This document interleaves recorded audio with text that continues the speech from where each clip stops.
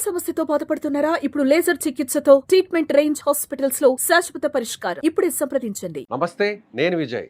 వివాహేతర సంబంధాలు పెరిగిపోవడం వల్ల చాలా దారుణాలు జరుగుతున్నాయి. ముఖ్యంగా సంగారెడ్డి జిల్లా అమీన్పూర్లో జరిగినటువంటి ఓ ఘటన, ముఖ్యంగా ఒక తల్లి ముగ్గురు బిడ్డలను కూడా కిరాతకంగా చంపడం, అందులోనూ 10th క్లాస్లో ఉన్నటువంటి ఒక వ్యక్తితో పరిచయమైన తర్వాత రీయూనియన్ కార్యక్రమంలో పరిచయం అవ్వడం, ఆ తర్వాత అతన్నే పెళ్లి చేసుకోవాలనుకోవడం, దాంతో భర్త అలాగే పిల్లలు అడ్డు ఉన్నారు అనేటువంటి ఉద్దేశంతో ముగ్గురు పిల్లల్ని దారుణంగా చంపింది. నిజంగా ఇలాంటి ఘటనలు జరగడం చాలా బాధాకరం. మనతో పాటు మాట్లాడడానికి ప్రముఖ సైకాలజిస్ట్ డాక్టర్ పూజిత గారు ఆన్లైన్లో ఉన్నారు. నమస్తే అండి పూజిత గారు. ముఖ్యంగా అంటే ఆమె మానసిక స్థితి సక్రమంగా లేకపోవడమే ఇలాంటి దారుణానికి ఒడిగట్టింది అనుకోవచ్చా, లేదంటే ఆ వ్యక్తితో అంటే శివ అనేటువంటి వ్యక్తిని పెళ్లి చేసుకోవాలనేటువంటి కారణంతోనే వీరిని అడ్డు తొలగించుకోవాలనే ఆలోచన వచ్చింది అనుకోవచ్చా?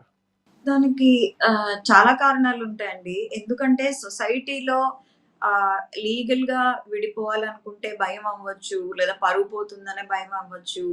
సో బేసికలీ ఆవిడకి ఏంటంటే ఈ పిల్లలు అనేవాళ్ళు ఒక అబ్స్ట్రక్షన్, ఒక అడ్డు కింద ఉంటారు కాబట్టి వీళ్ళని చంపేస్తే అదొక ఈజీ వే అవుట్ అనుకుంటారు. కాకపోతే వీళ్ళకి తెలియని విషయం ఏంటంటే దాని తాలూకా కాన్సిక్వెన్సెస్, అంటే అలా చంపేస్తే దాని తాలూకా పరిణామాలు అనేవి లీగల్ గా కానీ ఆ పరిణామాలు వాళ్ళకి తెలియవు. ప్లస్ ఒక సెపరేషన్ అనేది ఉంటుంది, డివోర్స్ అనేది తీసుకోవచ్చు, తీసుకుని వేరే వాళ్ళతో ఇచ్చేసుకోవచ్చు అనేది ఎందుకు మిస్ అవుతున్నారు అనేది ఒక క్వశ్చన్ అయితే, ఇంకొక క్వశ్చన్ ఏంటంటే ఇప్పుడు పిల్లలు రీసెంట్ గా కూడా చూసాను, పిల్లలకి కాళ్ళు చేతులు కట్టేసి వాళ్ళని బకెట్ లో ముంచి చంపేయడం, జస్ట్ బికాస్ వాళ్ళకి ఐక్యూ సరిగ్గా లేదు, నా కొడుకో నా పిల్లడో సరిగ్గా సమాజంలో బతకలేడు కాబట్టి వాళ్ళని చంపేయడం. ఇలా పిల్లల్ని తమ తల్లిదండ్రులే, తమ తల్లే స్వయంగా చంపడాన్ని ఫీలిసైడ్ అంటారండి. It's psychological term for the killings.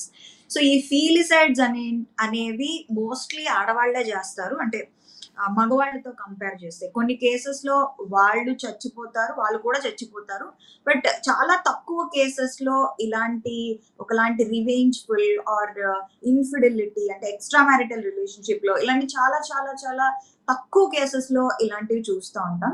First of all నా క్వశ్చన్ ఏంటంటేనండి, ఇక్కడ మామూలుగా అందరికి ఆడియన్స్ కి లేదా ఇలాంటి క్రైమ్స్ జరుగుతున్నాయి కాబట్టి వన్ పర్స్పెక్టివ్, ఒక దృక్పథం ఏంటంటే, అసలు మీకు పిల్లల్ని అంటే పిల్లల్ని కనడానికి మీరు రెడీగా ఉన్నారా లేదా అనేది ఫస్ట్ క్వశ్చన్ చేసుకోండి. ఇక్కడ పిల్లల్ని కనడానికి రెడీగా ఉన్నారా లేదా అంటే డబ్బు గురించి లేదా స్తోమత గురించి, వాళ్ళని చదివించగలరా, ఇవన్నీ మాట్లాడతా. ఫస్ట్ ఆఫ్ ఆల్ మీరు సైకలాజికల్ గా రెడీగా ఉన్నారా, అంటే మానసికంగా దృఢంగా ఉన్నారా, అంటే నా జీవితంలో ఎలాంటి ఒడుగుదొడుకులు వచ్చినా లేదా ఎవరు వచ్చినా ఎవరున్నా పోయినా సరే నేను పిల్లల్ని చూసుకోగలను అనుకుంటే మాత్రమే పిల్లల్ని కనండి. ఇది దయచేసి నా విన్నపం అనో నా సజెషన్ అనో అనుకోండి. మీరు ఎప్పుడు కూడా ఫైనాన్షియల్ గా డబ్బులు ఉన్నాయా లేదా వాళ్ళని పోషించగలమా అని ఆలోచిస్తారు, కానీ మీరు ఎంతవరకు సైకలాజికల్ గా ఒడిదుడుకులను తీసుకుని ఎవరైనా వచ్చినా సరే నా పిల్లల్ని పోషించుకోగలరు, వాళ్ళు కూడా నా పిల్లల్ని చూసుకుంటారు అనుకున్నప్పుడే పిల్లల్ని కనండి. ఇంకొక విషయం ఏంటంటే, ఈ మధ్య కాలంలో చూస్తున్నట్లయితే ఈ క్రైమ్ అనేది విపరీతంగా ఎక్కువైపోతున్నది. So I think it is because of TV అంటారా, లేదా టీవీలో వచ్చే సీరియల్స్ తాలూకా ఎఫెక్ట్ అంటారా, లేదా సిరీస్ లో చూసి, అంటే సీరియల్స్ లో చూపిస్తూ ఉంటారు విషం పెట్టి చంపేసేసేయడం. ఈ కేసులో కూడా విషం పెట్టి, పెరుగన్నంలోని విషం పెట్టి చంపేయడము, ఇట్లాంటివి చూస్తుంటే వాళ్ళకి ఆ పరిణామాలు తెలియవు. ఇంకొకటి ఏంటంటే మానసిక పరిస్థితి అండి, ఇక్కడ మనం మేజర్ గా మాట్లాడుకోవాల్సింది ఆమె తాలూకా మానసిక పరిస్థితి ఏంటి.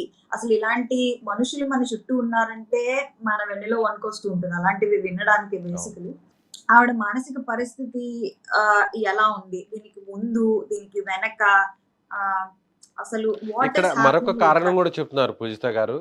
అంటే ఆమెకు అలాగే భర్తకు ఇద్దరికి మధ్య కూడా 20 ఏళ్ల తేడా ఉంది. సో ఇద్దరి మధ్య కూడా ఏజ్ గ్యాప్ కూడా ఎక్కువగా ఉంది. మొదటి నుంచి కూడా భర్తతో తరచూ వివాదాలు నడిచేవి, గొడవలు కూడా జరుగుతుండేవని కూడా చెప్తున్నారు పోలీసులు. అంటే ఏజ్ గ్యాప్ కూడా ఇది ఒక రీజన్ అనుకోవచ్చా? ఏజ్ గ్యాప్ అనేది అన్నిసార్లు రీజన్ అవ్వదండి. ఎందుకంటే ఇప్పుడు పెళ్ళయి చాలా సంవత్సరాలు అయింది, ఐ డోంట్ నో ఎంత కాలం అయిందో వాళ్ళకి పెళ్ళయి.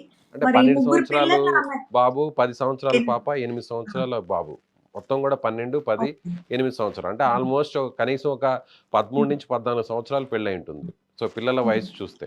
అదే అండి. ఇప్పుడు అంత ఏజ్ గ్యాప్ వచ్చినప్పుడు పెళ్లైన స్టార్టింగ్‌లో గాని లేదా పిల్లల్ని కనే ముందు వీళ్ళు ఆలోచించుకోవాలి. మరి ఆవిడ నిజంగా అంత ఏజ్ గ్యాప్ అంతుంటే అంతమంది పిల్లల్ని హ్యాపీగా కనేసి ఇంత సంవత్సరాల తర్వాత ఇది ఎలాగా ఇదయిందండి? లేదా ఇంకొకటి డిస్సాటిస్ఫాక్షన్ అయ్యుండొచ్చు. అంటే నాకు ఇంత పెద్ద ఆయనతో పెళ్లి చేశారు. యెస్. ఏదో జీవించలేక జీవిస్తున్నాను. ఏదో సొసైటీ కోసం నేను కన్నాను. లేదా నా తల్లిదండ్రుల కోసమో, నా అత్తమామల కోసమో నేను కన్నాను అనుకున్నాం. అనుకున్నా సరే ఆవిడిప్పుడు ఏం చేయాలి? వచ్చి ఏదో ఒకటి సెటిల్ చేసుకోవడమో, ఇతనితో ఏదైనా చేయొచ్చు. అలా చెయ్యకుండా క్రైమ్‌కి ఎందుకు పాల్పడుతున్నారు?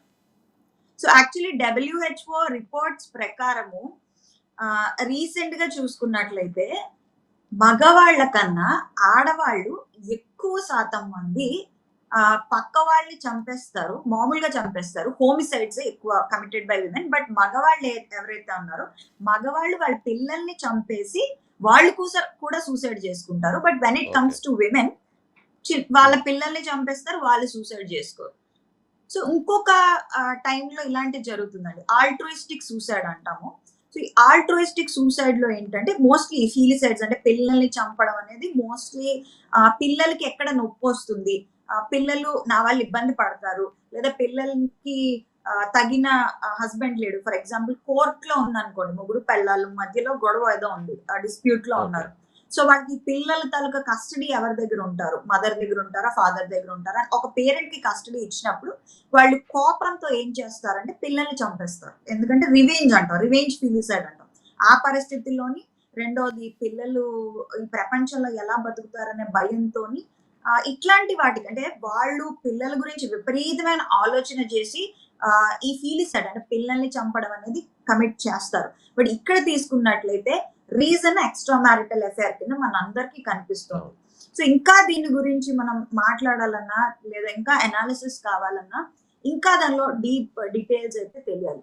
డెఫినెట్లీ ఆవిడ వెక్సేషన్‌తో అంటే అతని మీద ఇష్టం లేకుండా ఇతనితో ఏమైనా పెళ్లి చేసుకొని కొత్త కాపురం ఏమైనా స్టార్ట్ చేసి దానికోసం ఈ పిల్లల్ని చంపిందా? లేదా అతను యాస్ ఎ ఫాదర్ బాగా చూసుకోలేడని చంపిందా? అనేది అంటే లేదా ఆవిడ ప్రియుడు మానసిక అంటే పరిస్థితి. ఇక్కడ ఒక ఇన్సిడెంట్ ఉంది మేడం. ఇక్కడ మధ్యలో ఎందుకు చెప్తున్నా అంటే ఆల్రెడీ భర్త మీద అసంతృప్తి ఉంది. ఏజ్ గ్యాప్ ఉందని. హ్మ్. అదే సమయంలో హ్మ్. 10th క్లాస్ స్టూడెంట్స్ అందరూ కలిసి రీయూనియన్ హ్మ్. ప్రోగ్రామ్ ఒకటి పెట్టారు. అక్కడ శివ హ్మ్. అనేటువంటి ఒక వ్యక్తి 10th క్లాస్‌మేట్ పరిచయం అయ్యాడు. ఆ తర్వాత అతనితో ప్రేమించడం, ఆ తర్వాత ఫోన్స్, వీడియో కాల్స్, తర్వాత మధ్యలో కలుసుకోవడం ఇవన్నీ కూడా జరిగాయి. అయితే భర్తని, పిల్లల్ని వదిలేసి పెళ్లి చేసుకోవాలనేటువంటి ఆలోచన ఇద్దరికి కూడా వచ్చింది. అయితే అతను ఒక కండిషన్ పెట్టాడు. సో, మీ హ్మ్. పిల్లల్ని అడ్డు తొలగించుకుంటే, పిల్లలు, భర్తను పూర్తిగా హ్మ్. పక్కన పెట్టేసి నాతో వస్తే హ్మ్. నేను పెళ్లి హ్మ్. చేసుకోవడానికి సిద్ధం అని చెప్పడంతో, అప్పుడు ఆమె హ్మ్. పిల్లల్ని చంపడానికి సిద్ధమైంది. భర్తను కూడా చంపే హ్మ్. ప్రయత్నం కూడా చేసిందంటున్నారు. అయితే ఓకే. ఇప్పుడు ఆమె అతనికి కూడా చెప్పడం జరిగింది. ఇవాళ రాత్రి పిల్లల్ని చంపబోతున్నానంటూ కూడా చెప్పడం జరిగింది. ఓకే. త్వరగా ఆ పని పూర్తి చేసుకొని వచ్చేసేయని కూడా ఆయన చెప్పడం జరిగింది. సో, ఇద్దరు హ్మ్. కూడా కలిసి హత్యకు పాల్పడ్డారనుకోవచ్చా?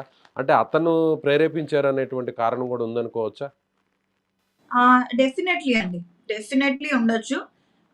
కాపోతే ఇద్దరికీ తాలూకా మానసిక పరిస్థితి బాలేదనే మనకి క్లియర్‌గా తెలుస్తున్నది. మానసిక రుగ్మతలతో ఇద్దరు బాధపడుతున్నారు. ఇప్పుడు డెల్యూజన్స్ ఆఫ్ గ్రాండియర్ అంటాం. అంటే ఈళ్ళేంటంటే ఒక ఊహాజనిత లోకంలో ఉంటారు.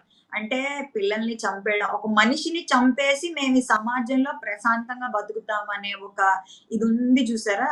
ఈ పిచ్చి. యెస్. ఒకలాంటి ఇమాజినేటివ్ వరల్డ్. అదే ఒక పెద్ద మానసిక రుగ్మత. ఒక మనిషిని చంపేసి నేను ప్రశాంతంగా బతుకుతాను. నాకెవ్వడు అడ్డు రాడనుకోవడమే. సో, వాళ్ళు బేసిక్‌లీ క్రైమ్ చేసినప్పుడు కూడా వాళ్ళకి రేషనాలిటీ అంటాం గదా! ఎందుకు, ఏమిటి, ఎలా అనే ఆలోచనైతే వాళ్ళకుండదు. ఇంకొక విషయం తీసుకుంటే, ఈమె తాలూకా మానసిక పరిస్థితి తీసుకుంటే mostly mood disorder or BPD అంటాం.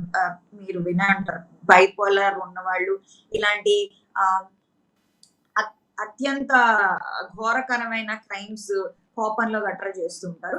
అగైన్ ఇక్కడ 2 రకాలండి. ఒకటి క్షణికావేశంలో చేసేది. ఇంకొకటి ప్లాన్డ్. ఈ సిట్యుయేషన్‌లో చూసుకుంటే మనకు క్లియర్‌గా అర్థమవుతుంది ఏంటంటే ఇట్ ఈస్ ప్లాన్డ్‌గా హైలీ జరిగింది.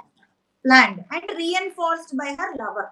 Okay madam. Thank you. Thank you so much. ఇది ప్రముఖ సైకాలజిస్ట్ డాక్టర్ పూజిత గారు చెప్తున్న దాని ప్రకారం ఖచ్చితంగా వారిద్దరి మానసిక స్థితి సక్రమంగా లేకపోవడం, ముఖ్యంగా వేరే వ్యక్తితో వివాహేతర సంబంధం పెట్టుకోవడం, అతని ఇన్‌ఫ్లుయెన్స్‌తోనే ఇలాంటి దారుణాలు జరగడం అనేది చాలా ఈ సొసైటీలో యాక్సెప్ట్ చేయలేనటువంటి విషయాలు. ఇలాంటి ఘటనలు రిపీట్ కాకుండా ఉండాలంటే వివాహేతర సంబంధాలకు దూరంగా ఉండాలని ఆమె సూచిస్తారు. Thank you so much.